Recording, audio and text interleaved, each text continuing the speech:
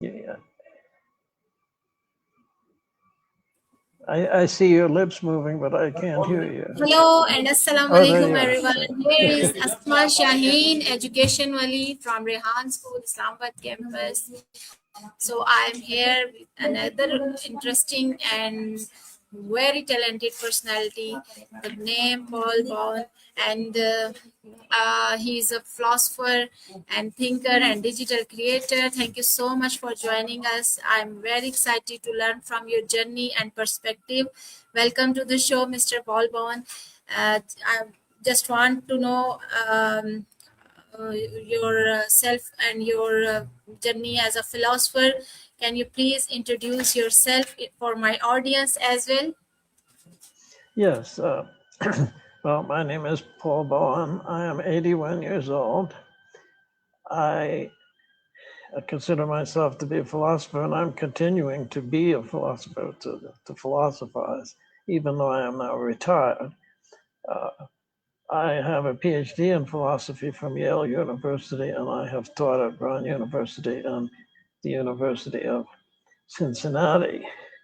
I live in Denver, which is a city in the southwest of the United States. And we moved here because my daughter had a daughter. So we now have a grandchild. In fact, we now have two children and two grandchildren. So I'm married with two children and two grandchildren. And if you want to see more of me, I'm on Facebook under the name Paul Bowen. And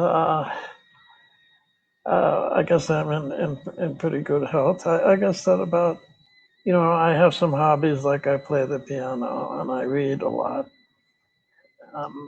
I guess that about covers what I'm doing these days. That's my answer. Thank you so much, Mr. Paul Bhawan, for your interesting introduction. Uh, I just want to know what inspired you to study philosophy and share your ideas online. Well, when I was a freshman in college, I had a chance to choose a course to take. Usually in freshman year, they tell you what to take. But I had a chance to choose one course, and I looked at the possibilities, and I saw philosophy. And I didn't really know what philosophy was, but so I thought, well, this is interesting. I'll find out, I guess. So I took that course, and in the course of the course, I found that I really liked it. I was inspired by it, in particular by the use of logic. It was an introduction to philosophy, so logic was just only a part of it. But the professor put up on the board this thing called a truth table, which is a technical device that they use in logic. And I was amazed. I had never seen anything like that before. But then I had this kind of feeling that I knew you could go in all kinds of directions from there, and all fascinating. So that's basically what inspired me to get into philosophy, and I eventually was a philosophy major and graduated with a philosophy major, and then I got a master's degree, and then finally I got my doctorate from Yale. And all this time, even now that I don't teach it, I'm still fascinated with philosophy, and I still try to be logical.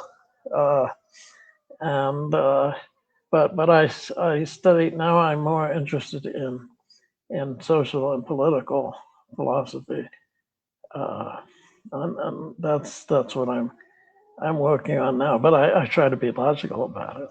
So that's my answer. Interesting, very interesting. So, how has your life's experience shaped your philosophical thinking? Say that once more, please. how has your life experience shaped your philosophical thinking? Could you type that in? I'm a little hard of hearing. If you could type that into the chat, please. Yeah, I will type in chat. I just want to Good, know good, good. how has your life experience shaped your philosophical thinking? So I got I'm it that sharing time. you in chat as well. Okay, okay. Oh, you got it. Okay.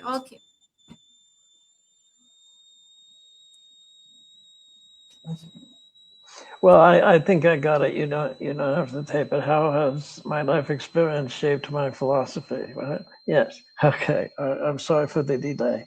Um, I think that it's not a very direct influence. I mean, the ideas have a logic of their own, and I have various life experiences, but the ones that actually influence my philosophy the most are philosophical experiences, talking to other philosophers, reading philosophy, something like that. Uh, it, it's true that my life experiences, I guess they have an effect on my philosophy. And I think, well, why didn't my philosophy warn me about this, uh, or something like that? It might have. Uh,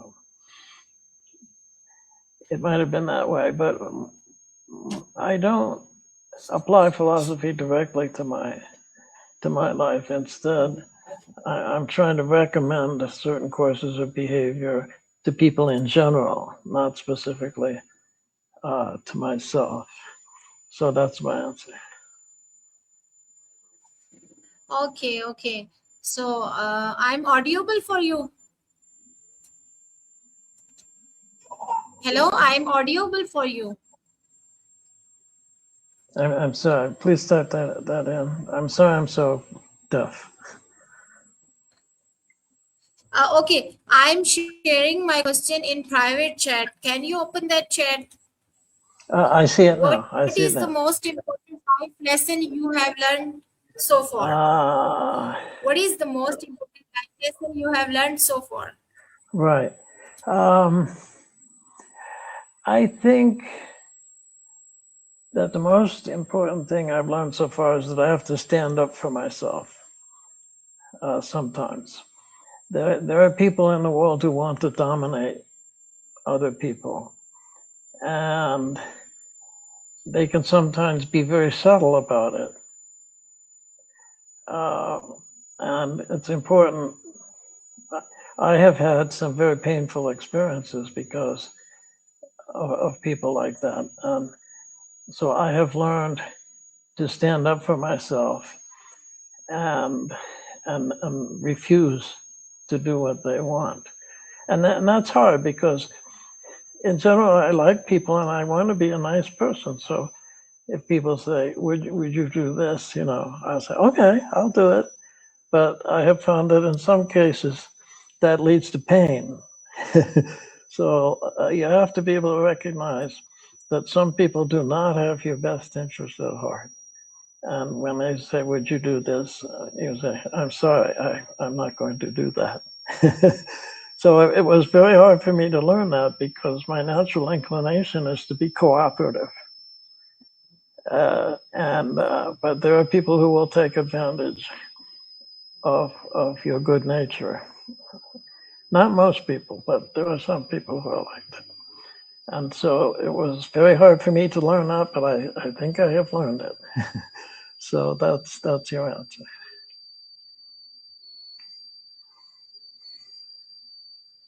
Oh, I see you've already typed the next one. Okay, in today's fast-paced world, why is Yeah, I just want to know from you that what do you think in today's fast-paced world that why philosophy is still important? yes, I think it's important because philosophy urges us to get to the bottom of things and to try to really understand what is right and wrong and what is good and bad, and things like that. And but I think the world has a lot to learn from philosophy in this regard, or at least from my philosophy and other people like me. We still have war. Okay, now if you imagine yourself in outer space, looking down on Earth, and you see this war, and you think, why in the world are they killing each other? Right? I mean, they are crazy. All right, so philosophy might help somebody to overcome this craziness. And it's the same when they look down and they see wonderful technology, and yet there are all these people starving to death. How can that be? You know, there's something deeply wrong here.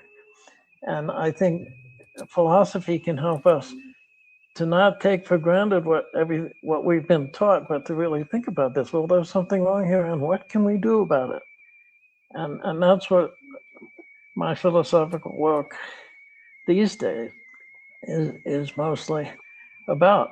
And I think that makes philosophy very important. I sometimes say that philosophy is the most important subject because you may go through life getting very rich or learning to use technology that's very impressive.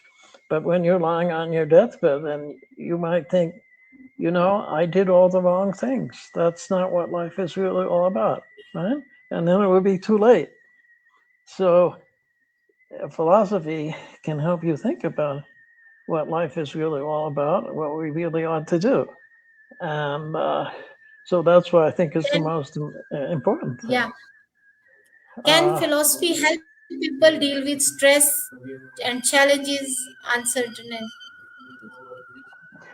Well, I think dealing with stress, well, uncertainty, yes, philosophy can help you with that because there are logical ways to think about uncertainty, right? If there's some uncertainty in your life, you can just be confused, right? But that doesn't. Being confused is not helpful, right? It's just unpleasant and doesn't get you anything. So you start to think about it. Okay, so philosophy says, well, think about what are your basic values here? Why? And there are ways to deal with uncertainty. Now, math also has ways to deal with uncertainty. I'm thinking of probability theory. So, but philosophy does have a big contribution to make.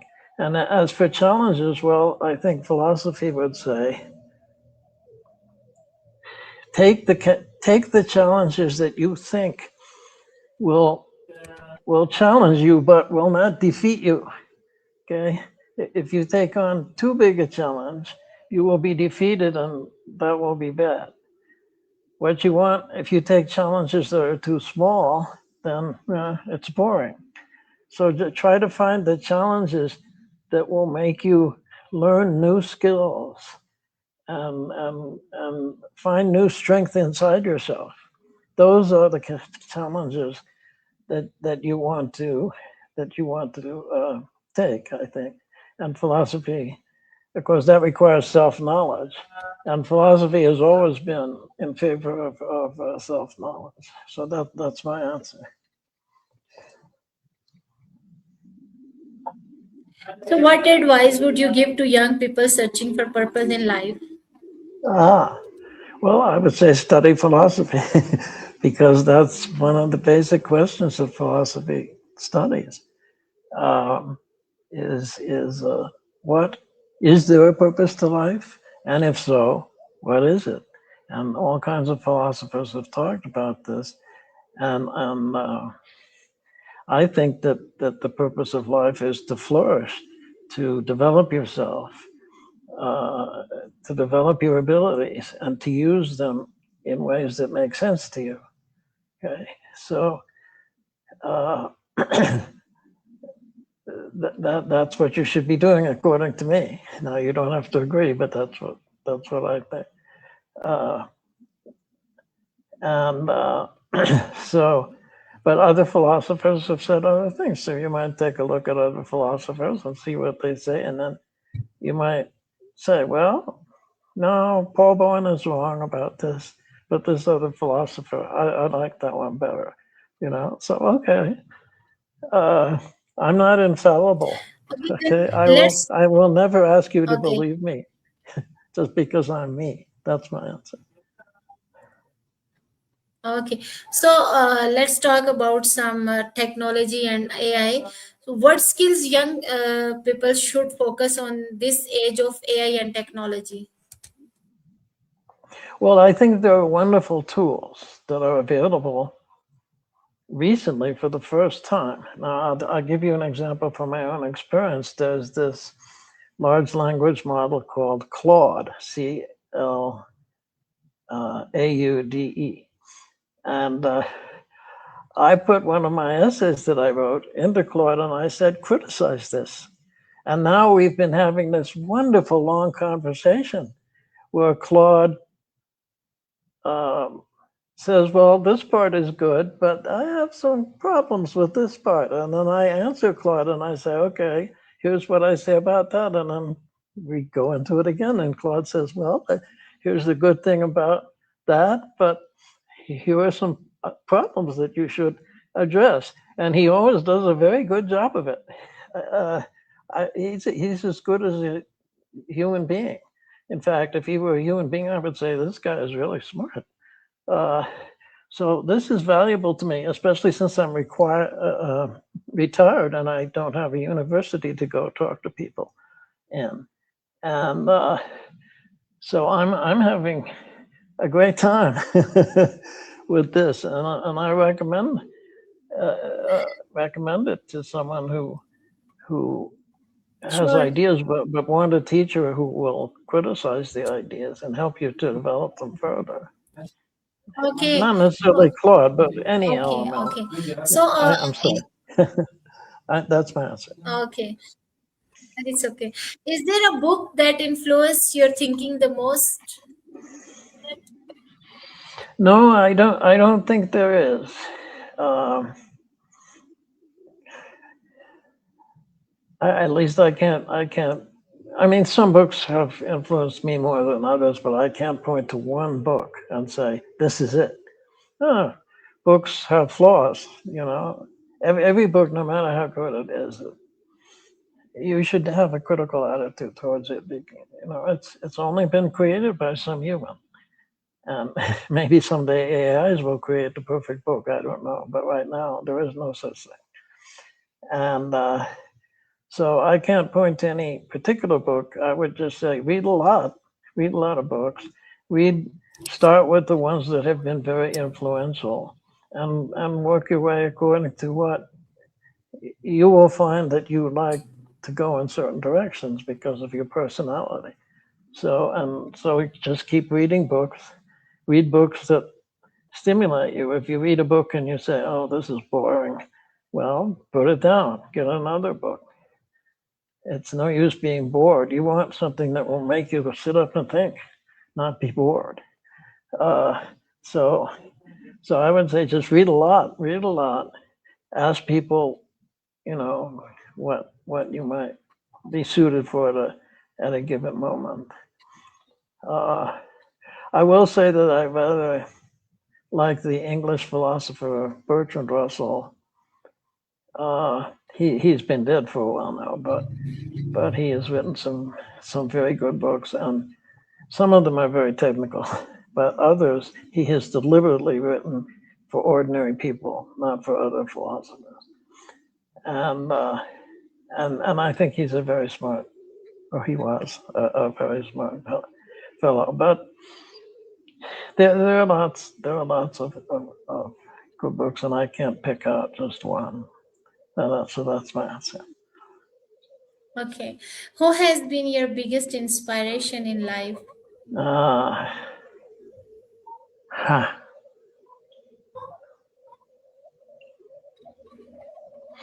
I think there are people that I admire. My wife, for example, but she's a big inspiration. So if I had to choose someone, I guess I would choose her. And uh, other than that, I prefer to think about ideas rather than people. Um, and but yes, my wife would be a big inspiration for me, and many of my teachers have been very inspiring. And um, I guess that's what I'm a very intellectual person, so it's ideas and teachers that's what inspires me. Someone else would be inspired by something else. That's fine, but that's the way I am. So that's my answer. Okay, so what legacy would you like to leave behind? I would like it if people would read my essays and say, "I'm glad I read that. That helped me think about these things." Um, and I don't know if that will. Uh, I don't know if that would actually happen, but that's what I would like is to have influenced other philosophers or other people in a positive way, of course. I hope I don't just confuse people, but I hope that they'll say, "Oh, I understand. This is very good," you know. And Yeah. so that would be the legacy I'd like to leave behind. Of course, I'd like to my grandchildren and grandchildren to remember me fondly, and I hope I've been good for them.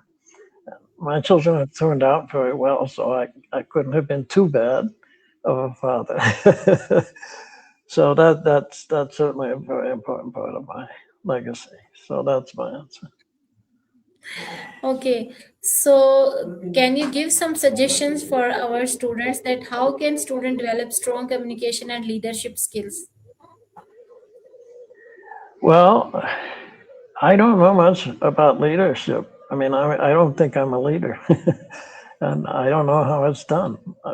There are people who seem to naturally be leaders, but I don't think I am one. So I really can't give you advice. As to communication, I would say just keep doing it, keep talking, keep writing, keep reading, and and practice. Practice will improve you. You can study language itself. You can study grammar and things like that, and you can study rhetoric. There are theories of rhetoric, so you might study theories of rhetoric. But I think the basic thing is find something to communicate that's a little challenging for you, and then do it Yeah. anyway. Then do it anyway, and get some feedback from other people. And that's the best way to, I think, learn about that. So that's my answer. Yeah, yeah, it's a very interesting answer. So, how can social media be used positively for learning and personal growth? Well, that's a tricky one because I know some people are harmed by social media. And there was one case where a young man was communicating with some large language model, and he says, "My life is terrible." And the language model said, "Well, have you considered suicide?" And then it gave him advice about how he might do that. Fortunately, someone discovered this in time. But okay, most large language models are better put together than that, but you can see there's a danger, and people become addicted to social media. So they sit there scrolling and scrolling and scrolling and scrolling, and they never get anything that really does anything for them. Uh, and so, so how do you use it positively? Well, you have to discipline yourself. And what I find is sometimes I take out my phone and Okay, I set it for 10 minutes. okay. And I'm going to read this book and nothing else for 10 minutes. I'm not going to scroll. I'm not going to do anything. I'm going to read this book. And then when the alarm goes off, I think, all right, maybe I'll do another 10 minutes. Okay. And in the same way, if I'm looking at YouTube, well, there's all kinds of interesting things on YouTube, right?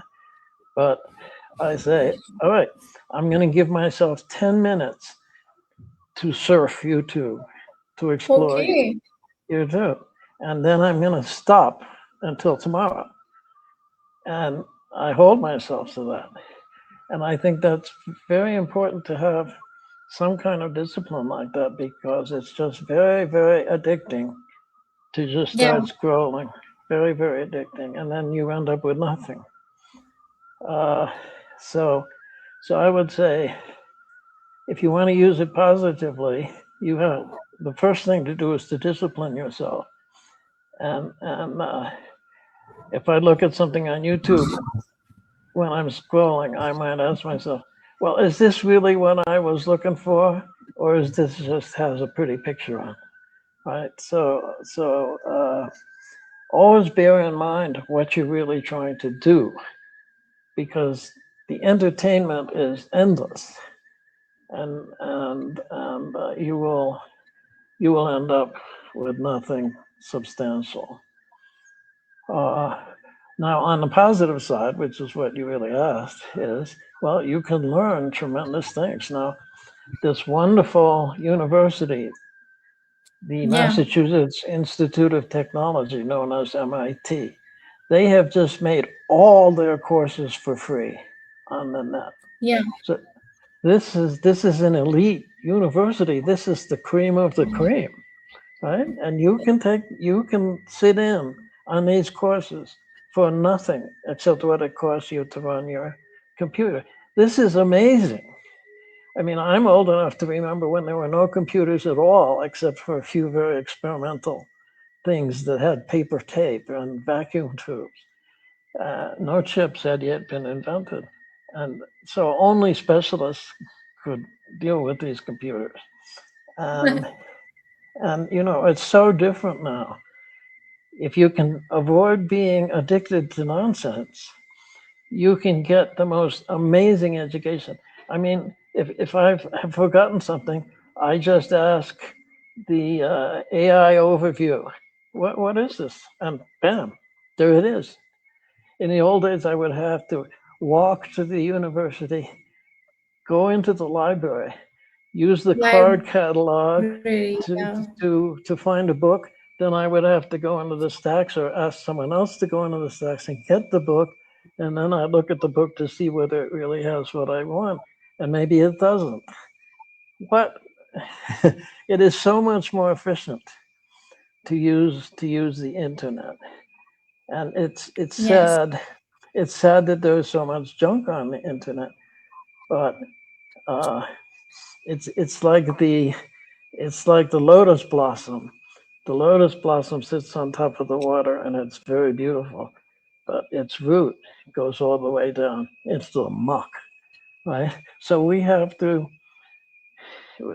be like the lotus. We have to deal with the muck, but we are careful. We're selective, and we don't get caught in the muck, but we produce something beautiful from it all. So that I guess that's a good place to stop. Okay, okay. So, what message would you like to give to the student of Rehan School? Well, I see that a lot of your curriculum has to do with learning skills uh, on the internet and digital skills uh, for use in businesses, and I think that's great. But I think every now and then you could study some philosophy. You could have a couple of philosophy courses, and because it's like I was saying before, you can gain wonderful skills, but if you haven't figured out what life is all about, you will just use these skills in the wrong way, or you probably will. So I would suggest the Rehan School has, you know, a couple of courses in philosophy that are required for the students. It's up to you, of course, but that's what I would suggest. Okay, thank you so much, Mr. Paul Bowen, You're for welcome. sharing your wisdom, experience, and insights with us today. So it has been an honor to speaking with you. We truly appreciate your valuable time, thoughts, and wishing you continued success and impact in your journey. So just in last, I just want to take a final message. So what would like to share with our audience around the world? Well, I would say we need to get rid of separate nations. Having separate nations makes war. We got to have one society for the whole world. And we need to deal with pollution and global warming. This is actually a greater danger. This is the greatest danger we're looking at right now, in my opinion. And Okay. uh, we need to deal with this. So put aside other things so far as possible and focus on getting rid of war, get rid of poverty, get rid of pollution, get rid of global warming. Our children are they are gonna have to endure the world we create, and in my case, grandchildren also. But we there's a saying that we do not pass the world on to our children. It's on loan to us from our children. Yeah, It amazing. doesn't belong to us. It's on loan from our children. They have the right to a good world, and we have the duty to give them a good world, to pass on a good world to them. And so that's what I would like to say to the world in general. Now, after we get rid of war and poverty, well, then we can think of other things to do, but that comes first. And so that's what I'd say, yes. Thank you. Mr. Paul, I just want to request one thing that I just want to connect with your community, your family members, even. I just want to interview all of them as well. I just want to learn from them. And if you need any help, any work help, so me and my students are available as a voluntarily working with you, and we can search for you. We can do social media marketing for you. And my Mhm. students are very talented, and they need an inspiration from you, and they will give you time, inshallah. So in future, if you need any assistant or any type of intern, you can ask me. You have my messenger contact as well. So I just want to be connect with you in future as well. Thank you so much for today and your precious time, your precious thinking, sharing with us. Well, thank you for your wonderful offer, and I am honored by having been interviewed by you. And I thought the interview was a good one. Your questions were very interesting, and they made me think. And to me, that's the valuable thing: is does it make me think? Okay. And I will wait for your feedback in a video as well. So thank you so much for your time. We will do and connect in future as well. Till that time, take care of yourself. Take care of your health. okay, Goodbye. I will. Bye bye. Bye bye. Bye bye.